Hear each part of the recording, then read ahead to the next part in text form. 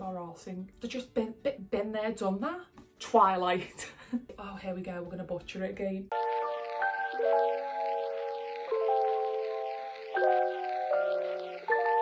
Hi everyone. What's with the jazz hands? Hello everyone and welcome back to another video, or welcome if you're here for the first time. I'm Ray, what Ray reads. Follow me on Instagram. Come on, follow me. Yeah, so in today's video, I thought, if you've read the title, we're doing a haul, a thrifted haul. So my new activity is, obviously, she's got a book buying problem, but I need to save money because having a book hobby is a bit of an expense. Help me, I'm poor. That I can't always afford. So I've started thrifting books and looking for second-hand books. So I mostly use Vinted, which is an app in the UK where you can buy second-hand books and other items and you can sell things. I don't know if you have it in America, but that's what I've been using, or I've been going into charity shops. Excuse me, lady. Thrift shops aren't very good compared to some of what I see people buying in America. You have good shops over there. Yeah, so I've bought 1, 2, 3, 4, 5, 6, 7, 8, 9, 10. I've got 15 books here that I've thrifted over the last couple of months, and we'll just go through them and I'll tell you why I thrifted them, because I've not read any of them yet. Apart from one, I'm halfway through, it's my current read. So yeah, we'll go through them and I'll show you where I got. Haul time! Wonder why I've got no friends. So the first book is Insatiable by Buchanan. I pretty much got this. I don't know much about it at all. I got it because I've seen lots of people whose opinions I trust read it on Bookstagram. What a stunning cover.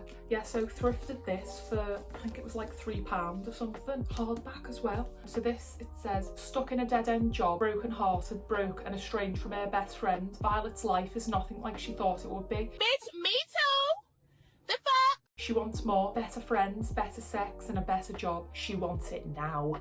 You're dying for it. So, contemporary girly. Sounds messy. So excited because I love this. And next, we've got the current read, which is Eliza Clarke's new book, Penance. And if you don't know, this is the author of Boy Parts. And I recently read Boy Parts and was floored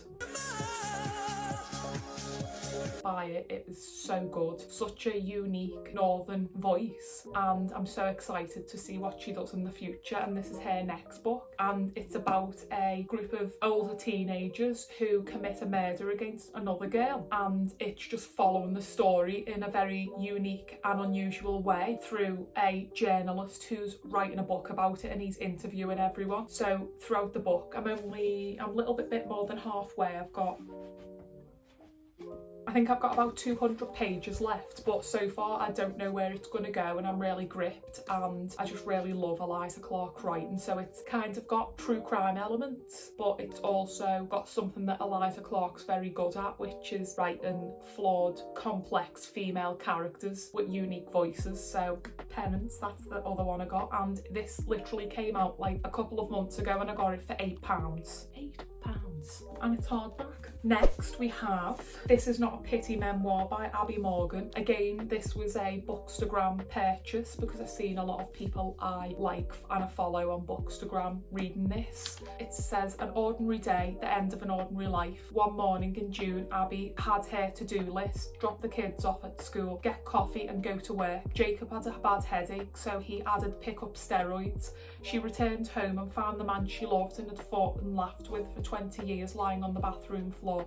So it's a memoir and it sounds really amazing, so got that.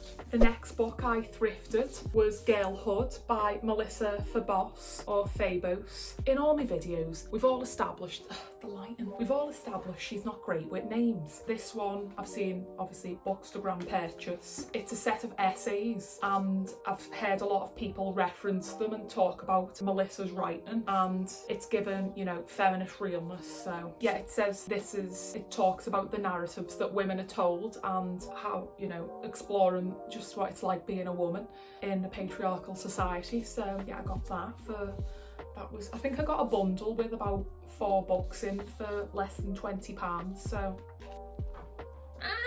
Sorry if the lighting's changed again. It's becoming something that happens a lot. The next book I thrifted was A Touch of Gem by Beth Morgan. What a stunning cover. Look at that gorgeous cover. And another Bookstagram purchase. I literally just get all my book recommendations off Bookstagram now. And this says, a young couple's toxic Instagram crush spins out of control and unleashes a sinister creature in this twisted, cinematic and viciously funny debut. So we've got a contemporary female-led story here and I'm here for it. You know, that's what I like. That is my pull. Contemporary, complex female character and unique story with a bit of either humour, darkness or creepiness, unhinged, intertwined. You know what I mean?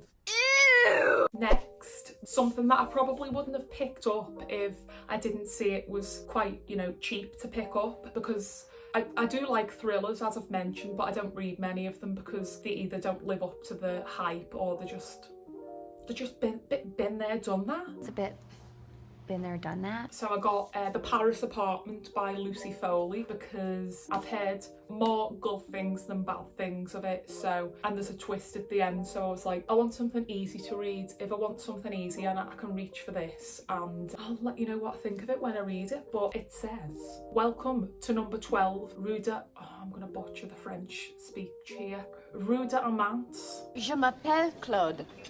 Je t'appelle Mlou. Rue de Amance. Oh, forgive me. Embarrassing. A beautiful old apartment block deep in the back streets of Montmartre, where nothing goes unseen and everyone has a story to unlock. Wingardium Leviosa. The watchful concierge, the scorned lover, the prime journalist, the naive student, the unwanted guest. I have to laugh. There was a murder here last night. A mystery lies beneath the door of the apartment 3. Who holds the key? What the fuck is going on in here on this day? So yeah, this seems like an easy read. Next is The Bass Rock by Evie Wyld. Is that Wyld? I can't really... Evie Wyld. Oh my god, the sun's gone behind the clouds. Sorry if it's a bit dark and you just heard the dog barking. But this was recommended to me by someone that I follow on Bookstagram when I did a call out and asked for feminist focused stories or strong female characters, and this was recommended. It says, in the early 1700s, Sarah, accused of being a witch, flees for her life. The woman was too stunned to speak. Oh, and I think it seems like it's different stories of different female characters. Yeah, so this seems really interesting and she loves a strong female lead, so yeah, got that. Next, Woman Eating by Clarke, kohda, and this has been on my TBR for a while, but for some reason I just haven't picked it up, and I thrifted this for a couple of pounds on Vinted, hardback. Amazing condition, and yeah, I've seen this a lot on Bookstagram also. It says, a dazzling, funny and addictive debut novel about identity, belonging, told through the eyes of a young vampire. Did someone say Twilight? Speaking of Twilight, I am a bit embarrassed, but it's for a future video. So I was in a charity shop the other day and what did I see? Twilight.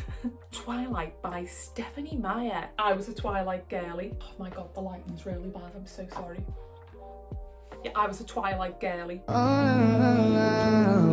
yeah. Chokehold, had me in a chokehold. I was an Edward stan, Team Edward. I remember going to see the films in the cinema at midnight. Good life. But because I read them and I was into them when I was 17, I thought, wouldn't it be funny to read it again as an adult? Because let's be honest, the writing's not the best. The characters are questionable, and I just thought it'd be funny. So check back when I do this video. If you're not following me on Instagram, follow me because I'll post on there when I'm gonna share the video. But I'll probably do a reading vlog of me reading Twilight, rereading it again as an adult. So I got this book for 50 pence. 50 pence. Next we have The Happy Couple by, oh here we go, we're gonna butcher it again, naoise Dolan. That is not correct. I'm gonna check how you pronounce that. Nietzsche. Well, I butchered that. I got that completely wrong. It's pronounced Nietzsche. Oh! Is it Nietzsche? Niche. Nietzsche.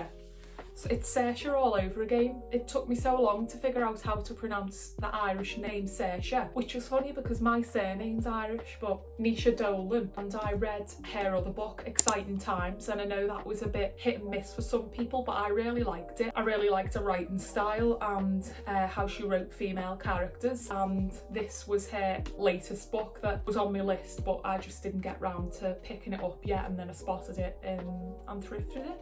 So it seems that this is about a wedding, and you've got the best man, the bridesmaids, the guest, and you know it's set round a wedding, I believe. But I like the way she writes characters and the small moments in life, so I'm interested to read this. If I've read an author and I really like, or I gel well with the writing style, she's loyal to them. She's buying the book, so I'll go for. Next we've got All's Well by Mona Awad, and I've read Bunny, and my auntie bought it for me. It was her latest book, Rouge, and loads of people that I follow on Bookstagram were getting advanced reader copies, and I was getting FOMO, and I was like, oh, I'll just wait until I've read All's Well, and I found All's Well for £2, and then I told my auntie, you know, oh, I really want to read Rouge, but I'm waiting until I get paid, or I'm waiting until I've read All's Well, and then she secretly got me that, so thanks for that, Pat. I know she watches the videos as well, so you're basic. Yeah, so All's Well was her second book, I think, after Bunny, and again, I liked her writing after reading Bunny. Unhinged. Talk about a complex female cast of characters, and this one, I think it's set at a university in like a drama department. Yeah, like at a college, and she's a theatre director or something. I think All's Well is a play on the name of a play. I'm not too aware, but I don't like reading too much into it and, you know, cluing myself up too much, because I like going in a bit blind to books because I find I enjoy them more. So yeah, I got that. £2. Next I got something, actually I'm going to show you two back to back that are completely out of my comfort zone, but I picked them up. One is because the author I stan after reading two of her other books, which is R.F. Kuang, Rebecca F. Kuang. This is the first in her trilogy of her fantasy book called The Poppy War, and I do not like fantasy. No ma'am. She's not a fantasy girly, but I read Babel and that was light fantasy, and she floored me. It's probably going to be still one of the top books of the year that I read. And then I read Yellow Face, and another girl I follow on Bookstagram, she doesn't read much fantasy, and you know, I follow a lot of what she reads and we have similar tastes, and she assured me this was good and worth reading. So it doesn't even look like it's been read. I'm convinced it's not even been read. I think it says parallels with modern Chinese history resonate deeply and darkly in this blood-soaked epic of orphans and empresses, gods and shamans. So I'll give it a go and we'll see. Is she soon to be a fantasy girly? And if so, if I enjoy it, I'll read the other two in the series. So yeah. And then the next one was purely a book community purchase, and it's also for a future video. I thought, what's the most popular book this year? So I googled it, and I found out the top selling book this year. Thankfully it wasn't Colleen Hoover, because No, thank you. No, thank you. No, thank you. It was The Fourth Wing by Rebecca Yarros, and I've been getting bitch slapped left and right. I've been getting slapped by this everywhere I look. I'm like, oh, it's there, oh, it's there. I'm like, what is the hype with this book? So I found out it was the top selling book, and I thought, it's out of my comfort zone, so why don't I read the top selling book out of my comfort zone and give my honest opinion? Because since I don't read this genre, I feel like if I did read it, I'd be able to give a very honest opinion of what I thought about it. So I got this for a future reading vlog where I'll read the most popular book of the year and let you know my thoughts. And as you can see, you know, it's a fantasy. bit of fantasy girly, so we'll see how I manage with this. It's got dragons in it, I think. As fantasy as I'm going is Game of Thrones, and I've not read Game of Thrones, but you better believe I watched it all. I think I got into it at like season 4, and now I'm watching House of Dragon. So I do like fantasy when I'm watching it. I'll watch a bit of fantasy, but reading it is a whole different ball game. But I'll let you know what I think about it. And the next 2 books I bought because of the ongoing horrors that are happening in Gaza, and from here on out I want to say free Palestine. And I will always stand on the side of Palestinians, and I only have a very small platform, but I will use it to amplify Palestinian voices, and I don't think any of us should be okay with the oppressive apartheid and genocide that is currently being enacted. And I know people may comment negative things on this, but I, as a human, and my morals, it wouldn't feel right if I didn't speak out on it. And I just want to say I am and always will be with Palestine until Palestine is free. So with that being said, I will share 2 books by Palestinian authors that I thrifted and I'm really excited to read. And the first one is Against the Loveless World by Susan Abulhawa. Sorry if I've mispronounced it. I'll read you the blurb. Naoise sits in an Israeli prison. Many in the world outside call her a terrorist, and just as many call her a revolutionary, a hero, but the truth is much more complicated. She was named for the river her mother crossed when she fled Israel's invasion of Palestine, and grew into a girl who carried in her bones the desperation of being a refugee. She was a woman who went to Palestine and found books, friends, politics and a purpose. Naoise sits in her cell and tells her story. So I asked people and shared that I wanted to read more Palestinian authors, Palestinian stories and share Palestinian voices. So this was the first one I got. I also am listening to The Ethnic Cleansing of Palestine on audiobook, which is very detailed history of what it says, the ethnic cleansing of the Palestinian land and people. And the last book that I thrifted, and the next book of the Palestinian authors, is You Exist Too Much by Zina Arafat, and this is set in Brooklyn. I think it's her living in Brooklyn and being a young woman, and it looks back on, you know, her past traumas. But I bought this because it was recommended to me, and she's a Palestinian American author, so this was already on my TBR prior to me wanting to read more and educate myself more on Palestine. But yeah, I thrifted this for a couple of pounds as well. Yes, so that was the haul. They were the books that I hauled. Sorry if the lighting went from bright to dull to bright. We're working with natural lighting. If you wanted to support Palestine, I'll leave a link in my description for the Palestinian Children's Relief Fund, and you can donate through them, because from the activists that I follow, they said that is a great cause to donate to. So yeah, thanks for watching this video, and I hope you enjoyed it. Let me know if you've got any recommendations for books, as always, and if you've got any Palestinian voices and authors that I could read, please let me know, and I'll see you in the next video. So bye.